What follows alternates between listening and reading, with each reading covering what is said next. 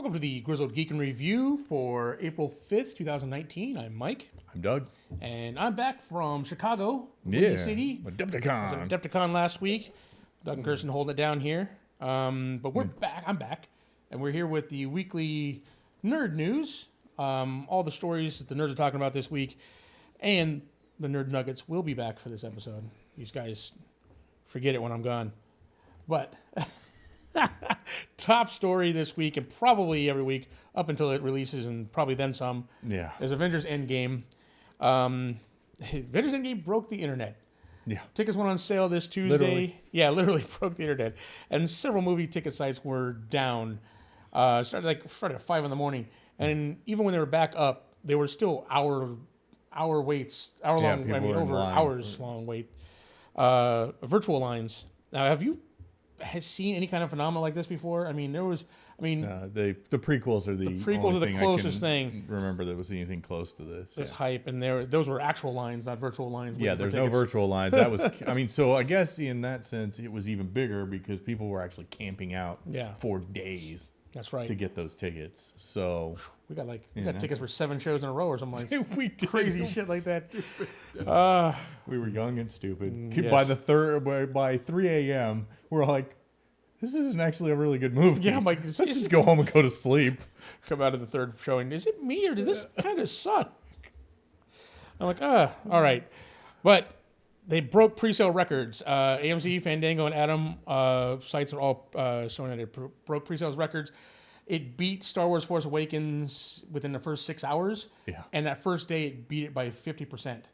First day sales beat 50% more. 50% more, yep. Than The Force Awakens. Yeah. The first Star Wars movie in, 15 years or something like that? Yeah, which had the record before. But what does this mean? How much money is this movie going to make? Is it going to break all kinds of records when it opens?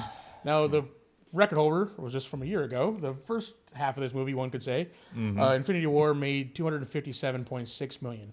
So what's this movie predicted to make? They got it at 250 plus million. They don't know. And the reason why they don't know is while it is outselling tickets, it's 3 hours long, so there's going to be less shows fewer for the shows weekend per theater. Yeah. So will it beat that? It's impressive to get that close anyway with fewer shows, but it has a good chance of beating it. What it will beat, the record it will beat, however, will be one that it'll hold for a while. Because for the opening weekend record holder right now is Infinity War with $630.5 million. All right. It's worldwide. That's worldwide, yeah.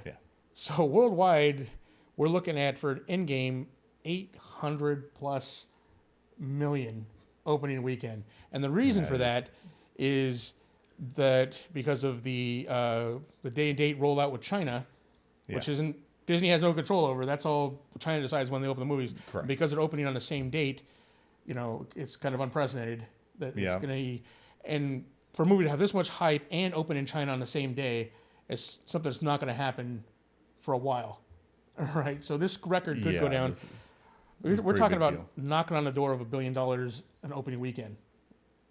I mean, that's how crazy big this movie is going to be. Yeah. I mean, I don't know anybody who's not going to see this. Pretty freaking sweet. We got our tickets. Doug, we waited in virtual line. I did wait in a virtual line. I went first. We usually buy straight from AMC because I'm a Premier member. Yeah. Actually, now I'm an A-lister, but it's you should get it. It's cool. I'm a Premier member. Their site was down, so I had to go back up Fandango, and still had to wait in line. Yeah. So, and that was in the afternoon. That was wow. I was at work, so I was just like, when do I have time? Oh, lunch break. I think we're just lucky to get tickets. Yeah. To have tickets for it. We kind of were. There was probably maybe 40 seats, and they were all the fringe seats left in the theater. Yeah, we got IMAX 3D, right? IMAX 3D. So there is this movie. Yeah, that's the other thing that could help this get it over the 250 million mark is it's showing in 3 premiere formats. That's true. You can get it in 3D, IMAX, and IMAX 3D. Yeah. So you've got 3 different premiere pricings that you could get, that they can up the ticket sales. So we'll see how that goes. Now, another thing that could be lowering that is those A-list things, because people who are, have something like AMC's A-list, they're paying one monthly fee and getting to go see three movies a month, 3 movies a week. That's true. So, And if you're an A-lister, you're saving up your money. Well, assuming they get tickets. The Yeah. AMC site was kind of busted, so Yeah, they might that's not get true. first weekend tickets. True. If you're waiting for A-list.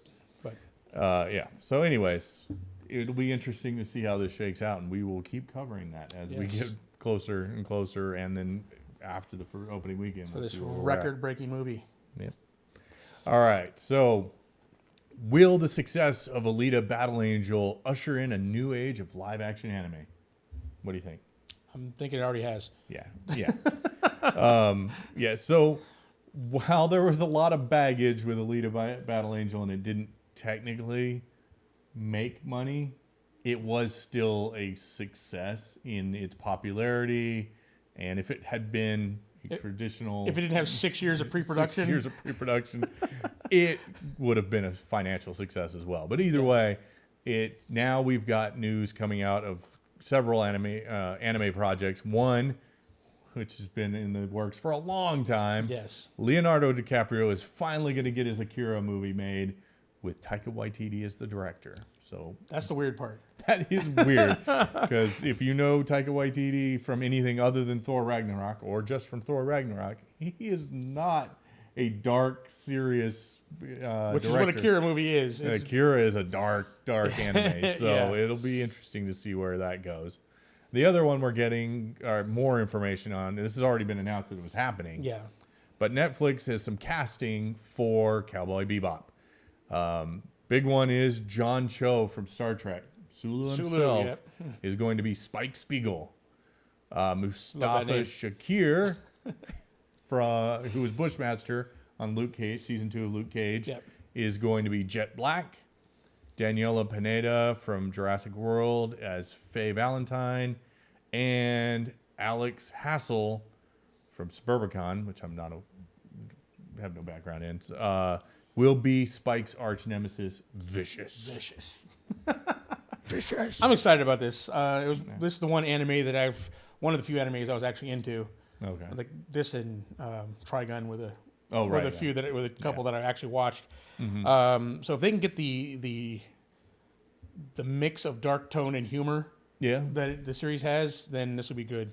I'm excited about the cast. This cast looks good. Yeah. And I can be honest with you, I'm excited about Akira. I like Akira and I like Taika Waititi. Yeah. I want to see what the two of those together is going to come up with.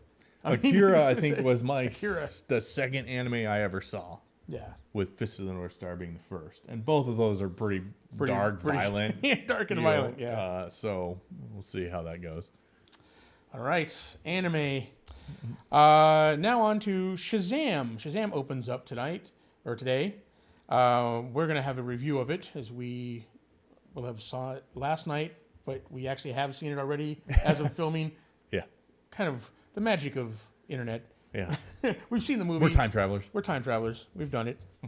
So we're gonna have a review for it, but will it be a success? Now, what are we banking this on here? Original estimates had it at 40 million for an opening weekend, but due to the overwhelming positive reviews it's been getting, they've kind of bumped that up conservatively to 55 million. Mm-hmm. Now, I know what you're saying. 55 million. Still Aquaman low. was the lowest opening, and it made 67.8 million. Yep. And for a superhero movie, when we're talking about like 250 million. So it seems pretty low, doesn't it? Seems pretty low. But you got to realize this movie was made for between 80 and 100 million, which is really low for a super, Yeah, if it can main make half superhero. of its money in one week, an opening yeah. weekend, It's it's gonna on do a fine. good track. Yeah. Pointing out that it's lower than Aquaman, which was the previous low, doesn't look what- necessarily mean much. Yeah. Aquaman was also the biggest earner, Yes. so who knows? I don't think this is going to beat Aquaman. I don't think so either. It's we'll have more in depth, but it's a good movie. Yeah. But Spoilers not for the not as good as Aquaman. yeah. Spoilers for the review. We liked it. Yeah. So, but also it's also got another trick in the bag here. Zachary Levi This is apparently weird. has a huge fan base in China. So when it opens up, it's expected to do really well in China when it opens That's up. awesome. I mean, that's cool. Big but Chuck fans over there. I guess, but Chuck. Hey man, I don't judge. All right. Zachary Levi's got a big fan base in China. All right, there you go. All right, we'll stick with DC for our next story, which is DC Universe at WonderCon made some announcements. That's DC Universe, the online streaming service, not the movie universe, but they Not are the DCFU. not the DCFU. Okay. No, this is the real DC Universe, the good one. The good one. Yeah. Well, one of the two good ones. But anyways, the DC Universe is going to be dropping all of its comics, or all of the DC comics. How many comics is that, Doug? That's over 20,000. 20,000. Sometime this month, or early this month. Basically anything that is a year old or older from print publishing to now. We'll be on the site. Now that is. Yeah, This is a conspiracy for DC to have me not have any life. Yeah. Is they're dropping all these comics because this is a great deal. Take the movies and the TV shows aside out of the picture, and it's still a good deal for a if you're a comic book subscription fan, service. yeah, If you're a comic book fan, this is a super good deal. I mean, this is amazing. I'm super excited about this. But yeah, I mean, Now you have to wait slightly longer than you had to with the Marvel Unlimited. yeah, But it sounds like this is way better organized and more in depth than Yeah. that Marvel Unlimited ever was. because it works like I don't know if you guys have had it, but it works kind of like an encyclopedia. So you can it's pretty easy to find stuff, and when it references something from another comic, it's a link that links off to that comic, that issue. So you could fall down a rabbit hole. Oh yeah, you could. Oh Real my quick. goodness! Just Man. All right. All right. Some of the other announcements that came along with that was Swamp Thing will get its premiere date on May 31st. that's awesome. Mike's super excited for that. Super excited. We're also got our first look at actress Breck Basinger as Courtney Whitmore, Stargirl. Stargirl. And I guess she's getting a solo series Solo in 2020. series, yeah. Not The costume looks awesome, by the way. that's interesting. I would Yeah. not a was it the Justice Society? Justice that Society, she's yeah. in? So They had her in Justice Society in Legends of Tomorrow. So she's already had a Stargirl there, but this is was it her? No, this it's a actress? different that's a bummer. actress. Yeah. Okay. And then finally, we're getting a new animated movie, which you could have seen. Previews are out now Yeah. if you want to look for this. The Fatal Five will premiere on April 16th. It's a much anticipated Justice League movie that brings back all of our favorites. Yeah. Kevin Conroy as Batman. The Batman. The Batman. Susan Eisenberg as Wonder Woman, and George Newbern as Superman. Yeah. I'm super excited about that. Yeah. I'm excited about all this. I mean, I got to be honest with you. At first I was like, DC Universe, who's going to pay for that? Yeah. But now I'm like, oh, yeah, here's my money because they got all the comics. Yeah. Titans was okay.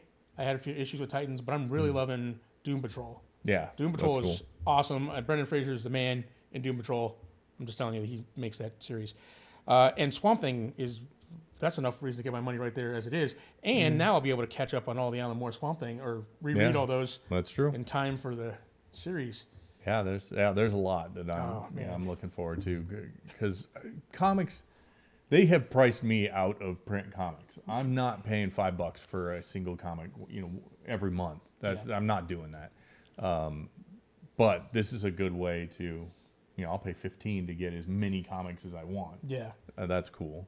Marvel take note, man. I can remember a time when I bought everything that was out. I mean, I was in college, I didn't have a whole lot of responsibilities, but Comics were still. $1 back then. Or Yeah, whatever. but comics were anywhere from $1 to $2.50. I know I had like 25 on my pull list. Yeah, And so- like 25 a month. It wasn't. Anyways, yeah, this is an exciting announcement from DC Universe. I'm pretty stoked. I'm gonna have to get the subscription soon. Yeah. I'll have to get my own, not mooch off of Ben. Thanks, Ben. All right, now on to our smaller stories, our nerd nuggets. I know you guys missed it last week. We're back.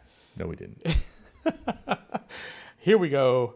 Right off the bat, we get our first look at Arnold Schwarzenegger as the T-800 and Linda Hamilton as Sarah Connor from the Terminator Dark Fate. Now, I have somewhat of an abusive relationship with the Terminator series. I keep coming back for more. I don't. Doug quit a while back. I still keep. I'm like, Jen Weiss looks really dumb, but I'm going to go see it anyway because it's Terminator. No, I stopped. it was as dumb as it looked. Yeah, but this one is still dragging me back again because it's James Cameron back, Yep, right? yep. And this one ignores all the stupid ones and it takes place right after Terminator Judgment Day. Well, not right after because they're old now, so Yeah. you know, the good one. So right after the good Terminator, Yeah. it's I don't know. What do you think about this? Anything? Oh, Terminator. He's got a beard now. The T-800's got a beard. I've stopped caring about Terminator a long time ago. You're not even tempted back by Sarah Connor and James Cameron? Yeah, I probably will see it. I don't know that I'm going to go rushing out to the theater unless we do a review of it. I'm not waiting in line, virtual or not, for this movie, but I'll see it. Yeah, I'll see it eventually. But yeah, like I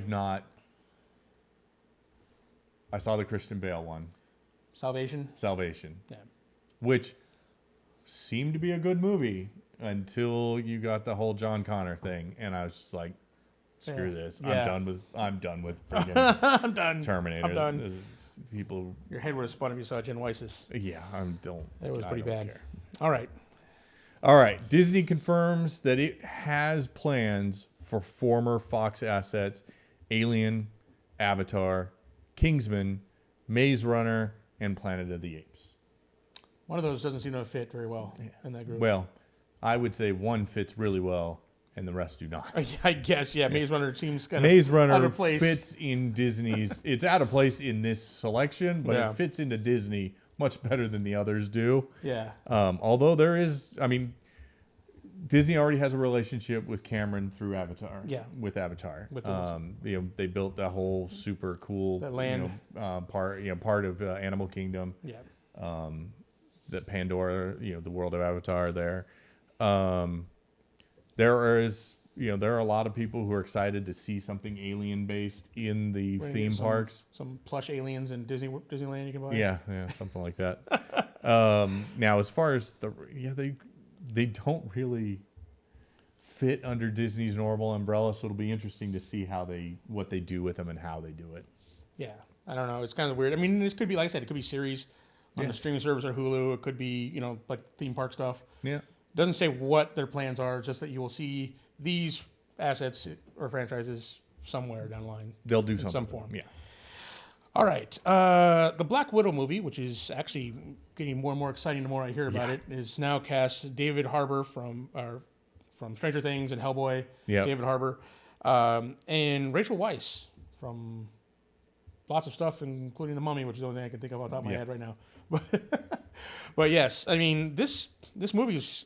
And now, add Hermione into this, and yeah, I'm pretty excited. Yeah. So I built my own fan theory. We've already wrote we our actually own. have two fan fiction fan theories on where they're going with these. Right, we've It'll written be our own little interesting to fanfics on see.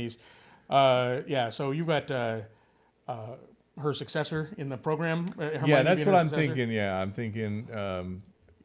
Emma Watson will be like trained by the same person who trained her, which could be Rachel Weisz. Yeah. And that person, because I think that's a similar story that happened in the comics. Mm-hmm. Like there was somebody who hunted her down, and kind of there was this whole mystery that brought her back to the Red Room. I think that's Red Room, yeah.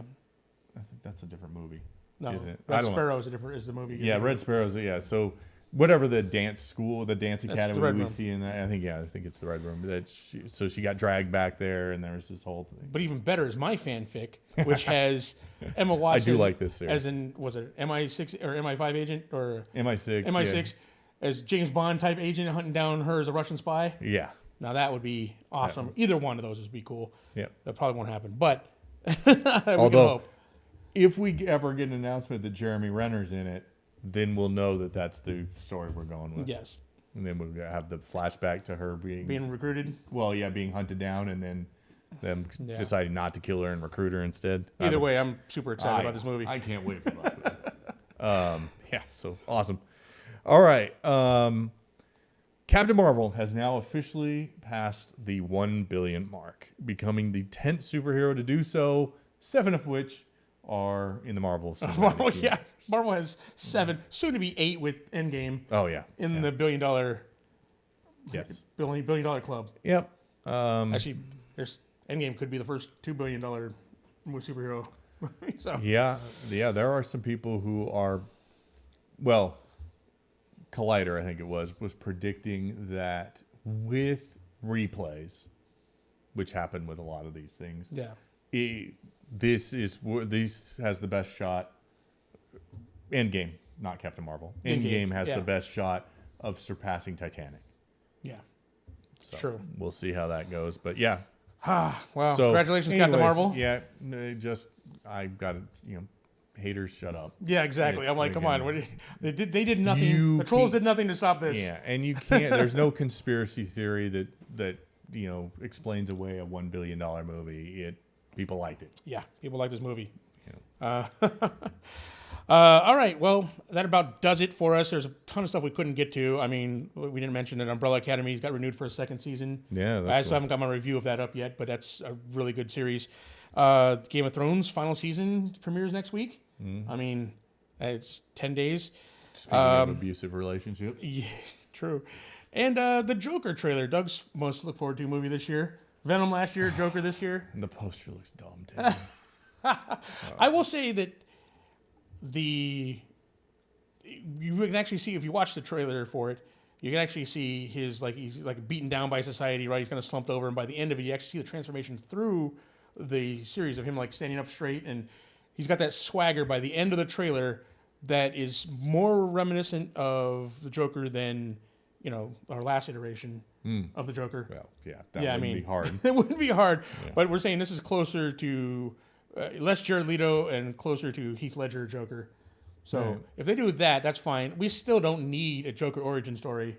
Nope. But I mean, that's the great thing about the Joker is not knowing where he comes from. Exactly. He keeps making up stories about where he comes from. That's the mystery. It needs to be a little mystery, guys. And I'm not really down with the 70s aesthetic.